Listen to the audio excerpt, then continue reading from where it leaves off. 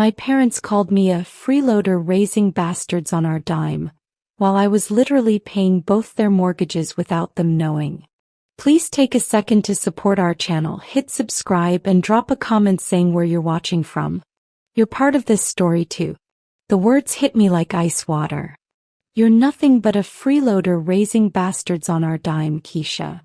My mother's voice dripped with venom across the Thanksgiving table, her perfectly manicured finger pointing at my two daughters like they were vermin.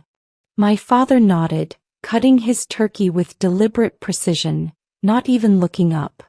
Always knew you'd amount to nothing. Taking advantage of family hospitality. I felt my 7-year-old Amara grip my hand under the table. Beside her 10-year-old Zoe's eyes filled with tears. The entire family, my brother Marcus, his wife Jennifer, my Aunt Ruth, sat frozen, forks suspended in midair. The chandelier above cast harsh shadows across my parents' faces, making them look like strangers. Like monsters. "Excuse me." My voice came out steady, though my heart hammered against my ribs. The smell of sage and roasted vegetables suddenly made me nauseous. "You heard your mother," Dad said, finally meeting my eyes. His expression held nothing but contempt. "You moved back into our rental property paying what? $800 a month for a 3-bedroom? That's charity, Keisha. Pure charity.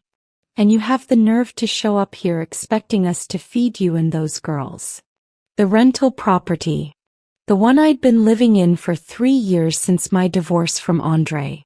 The modest house on Maple Street with the blue shutters and the squeaky porch swing. $800 felt like scraping by, but I'd managed. I'd always managed. What they didn't know, what nobody knew, could have stopped my heart right there if I'd let the irony fully sink in. 3 years ago, when everything fell apart with Andre, I'd discovered something that changed everything. My parents were drowning. Not in the obvious ways. They still drove their Mercedes, still hosted elaborate dinners, still wore designer clothes to church every Sunday.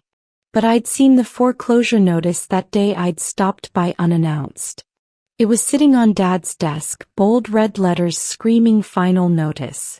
I'd stood in his study, my hands trembling as I read about the balloon payment they couldn't make. Not just on their house, the sprawling 4-bedroom colonial in Riverside Estates, but also on a second property they'd bought as an investment. Some condo in Florida they'd planned to retire to.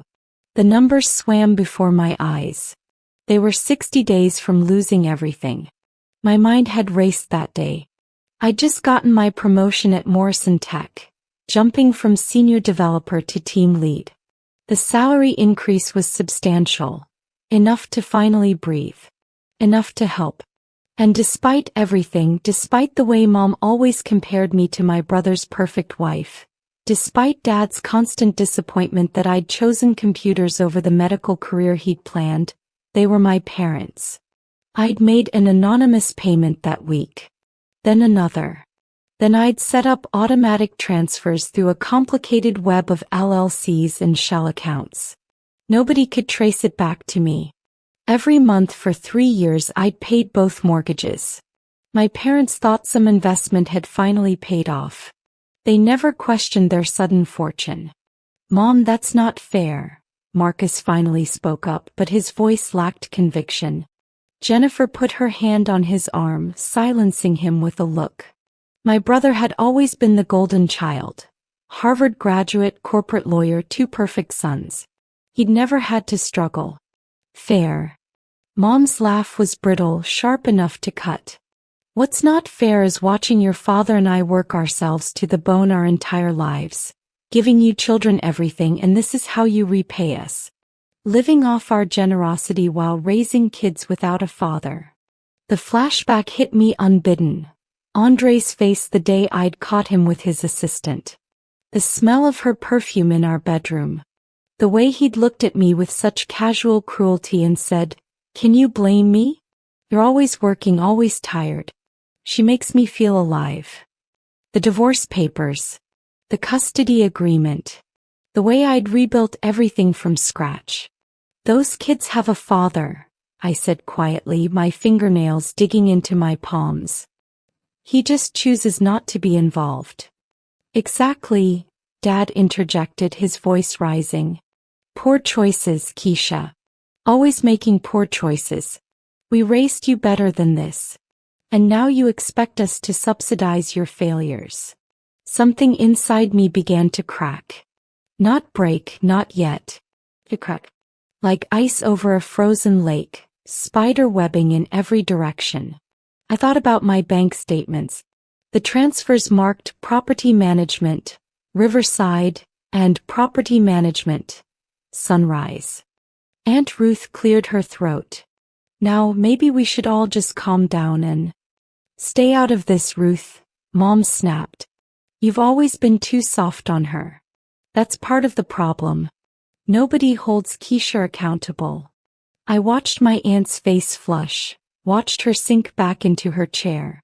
Ruth had helped me after the divorce, watching the girls when I worked late, bringing groceries when money was tight those first few months. She knew how hard I'd fought to stand on my own feet. Amara's small voice broke through the tension. Mommy works really hard.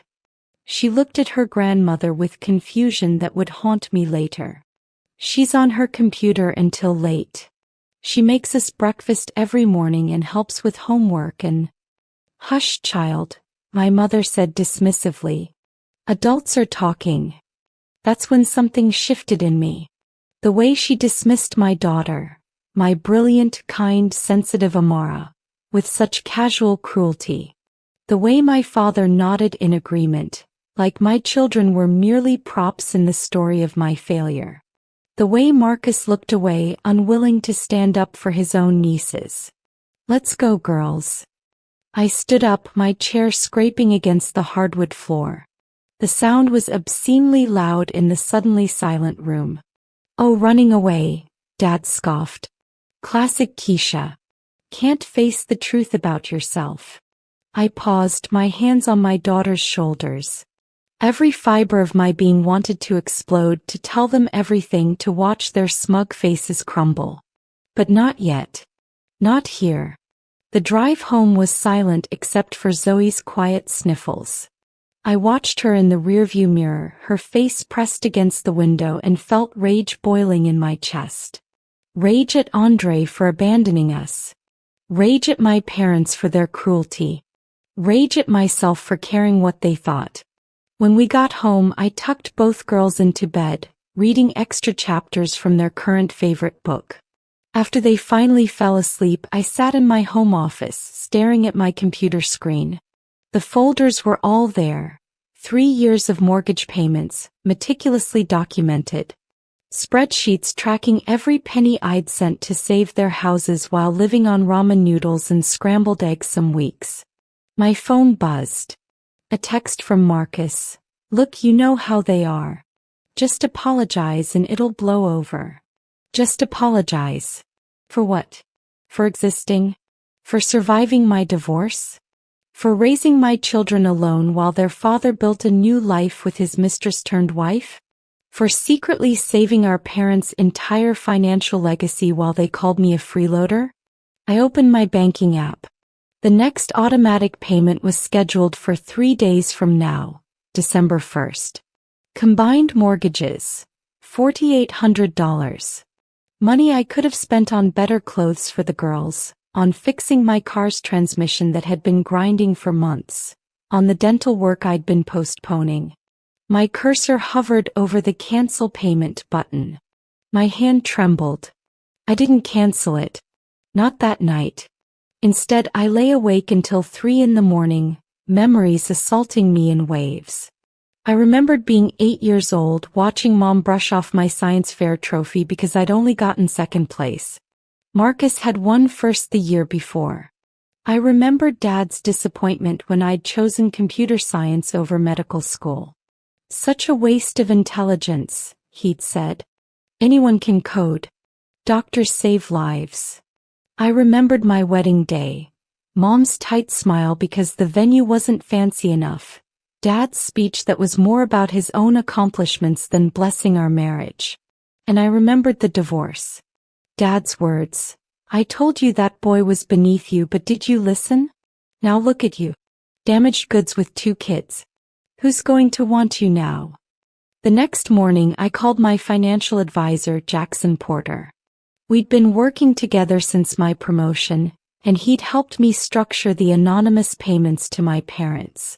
Jackson, I need to know something. If I stop the payments, how long before they face consequences? His pause told me everything. Keisha, they'd miss the December payment. By January they'd get a notice. By February they'd be in serious trouble. The Florida condo, that's the bigger issue. The interest rate on that loan is astronomical. They're barely staying afloat with your help. And without it? 6 months, maybe less. They'd lose both properties. I thanked him and hung up. Then I called my lawyer, Diana Chin, who'd handled my divorce. Diana, hypothetically, if someone had been secretly paying another person's mortgages, and that person had been verbally abusive. Diana's voice was sharp with understanding. You're talking about your parents. It wasn't a question. She'd heard enough stories during my divorce proceedings. Keisha, listen to me carefully. If you've been making those payments anonymously, they have no legal claim to continued support. But if you stop, they'll lose everything. Yes. And they'll never know it was you keeping them afloat. She paused. Unless you tell them. That's when the idea took root. Not revenge, not exactly. More like justice, truth. The kind that burns away all the pretense and leaves only ashes. I spent the weekend with my daughters, taking them to the park, baking cookies, watching their favorite movies. Sunday night, after they were asleep, I drafted an email. Then deleted it. Then drafted it again. The words had to be perfect, not cruel but clear. Not vindictive but honest. Monday morning my phone rang. Dad's number. I almost didn't answer. Your mother's upset, he said without preamble. No greeting, no apology for Thanksgiving. You embarrassed her in front of the family, walking out like that. The audacity nearly took my breath away. I embarrassed her? Don't start with me, Keisha. We've given you every advantage in life, and this is how you show gratitude? Your mother thinks we should raise the rent on that house. Maybe if you had to pay market rate, you'd appreciate what we do for you. The ice cracked a little more. Market rate in that neighborhood was $2,200. With my current expenses, including what I'd been paying for their mortgages, that would financially devastate me. How much were you thinking? I asked, my voice eerily calm. 2,000 seems fair. That's still below market value. We'll implement it January 1st. His tone was final, authoritative. The same tone he'd used my entire childhood when making unilateral decisions about my life. I thought about Zoe's upcoming birthday. The school trip Amar had been begging to go on. The emergency fund I'd been trying to rebuild after paying for car repairs last month. And I thought about the $4,800 leaving my account in 2 days to save houses my father would use to punish me. Okay, I said simply. His pause suggested he'd expected a fight. Okay? That's it. That's it. Have a good day, Dad. I hung up before he could respond. Then I did what I should have done years ago. I called Jackson back. Cancel all automatic payments. Every single one. My hands shook as I said it, but my voice didn't. Keisha, are you sure? This isn't something you can easily undo. I'm sure. And Jackson? I need you to prepare a document. A complete record of every payment I've made with dates, amounts, and proof of origin. Can you do that? Absolutely. May I ask why? Because I'm done being invisible. I hung up and immediately called Diana. I need you to draft a letter for me. Something official from an attorney. I'm going to tell them everything. Diana was quiet for a moment. This is going to detonate your family.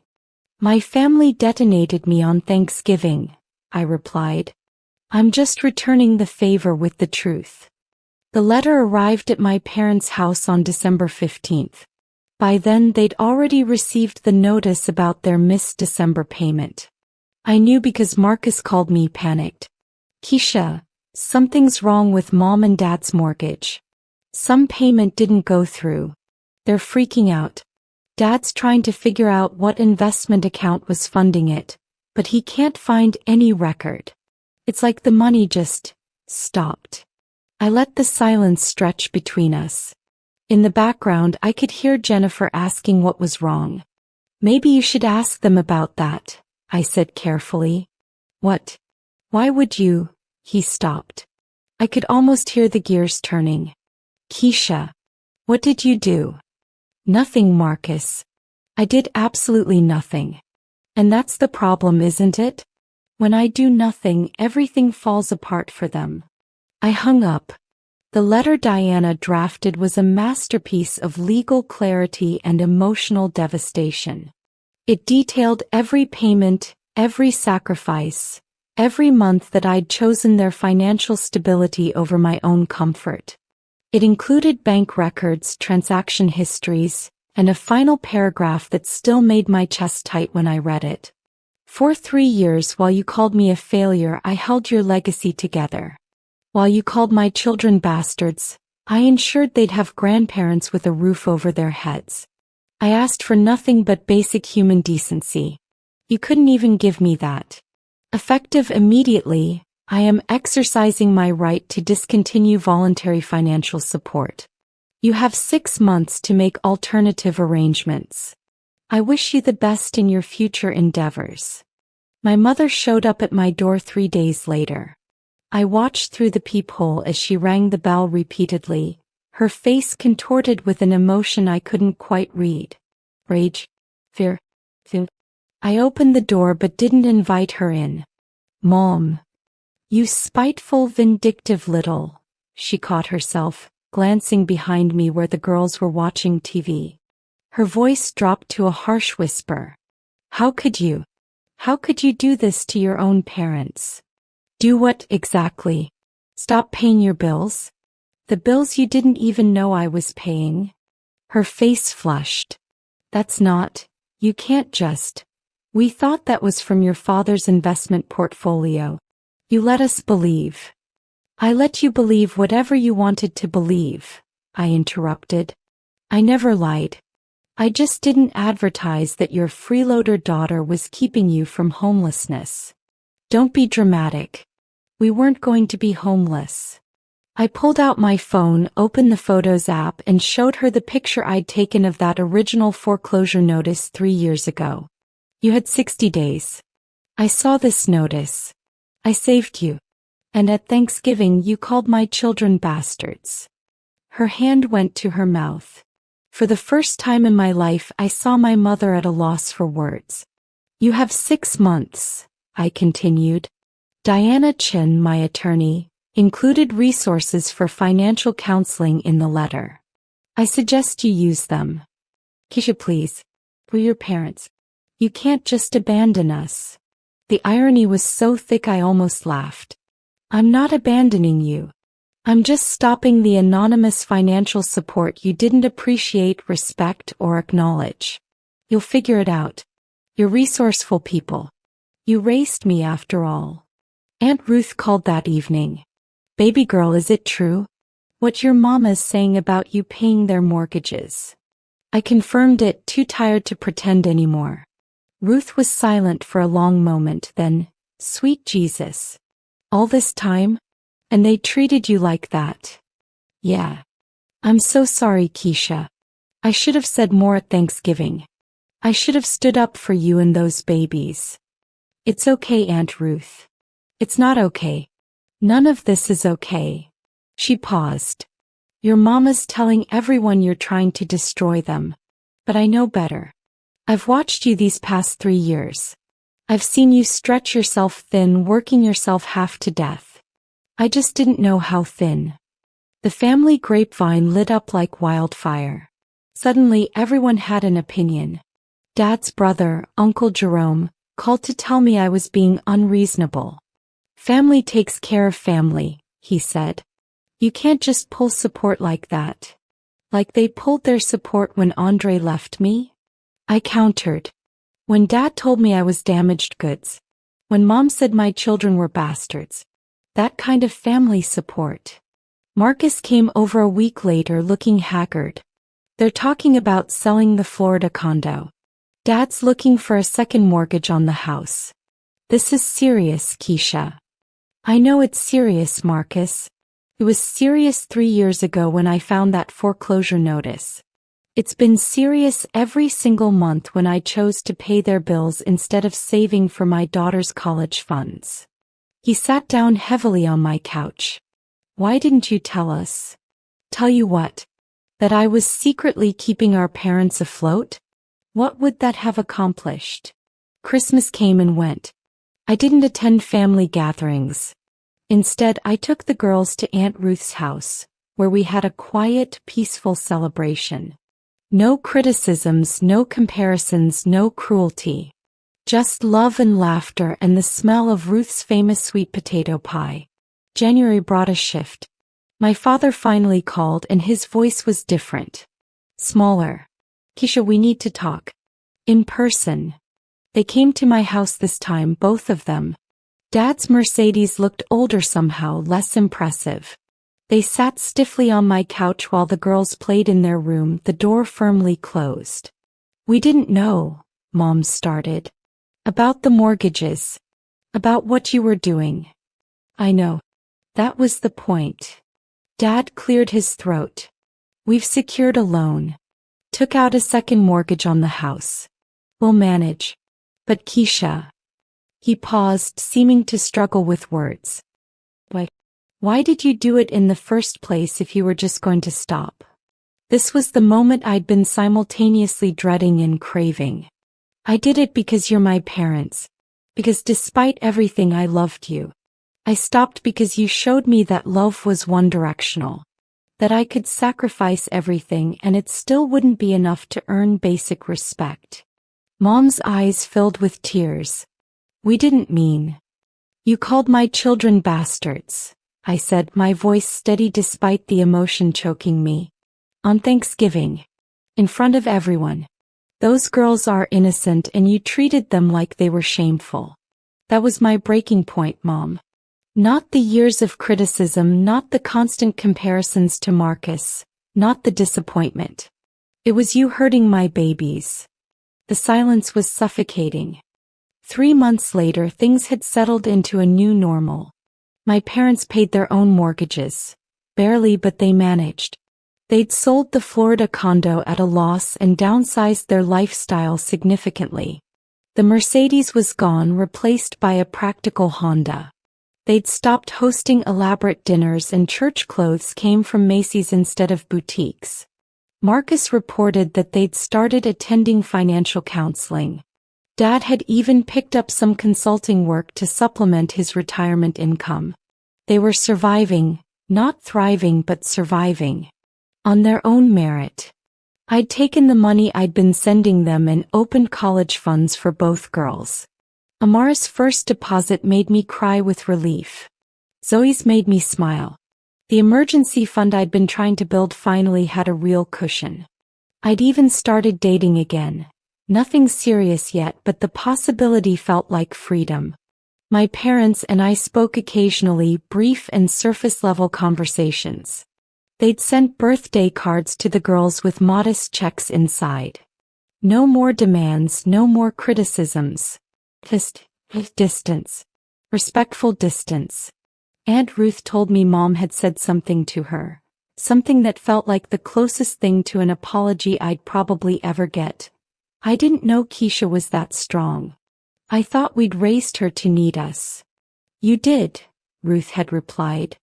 You just never realized she needed you to be better, not wealthier.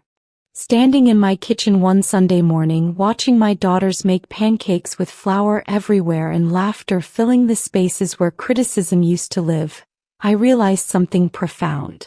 I'd spent 3 years trying to save my parents' houses. But in finally walking away, I'd saved something more important. My daughter's understanding of their own worth and my own soul. The mortgage payments were someone else's burden now. Mine was lighter, fuller, and finally free.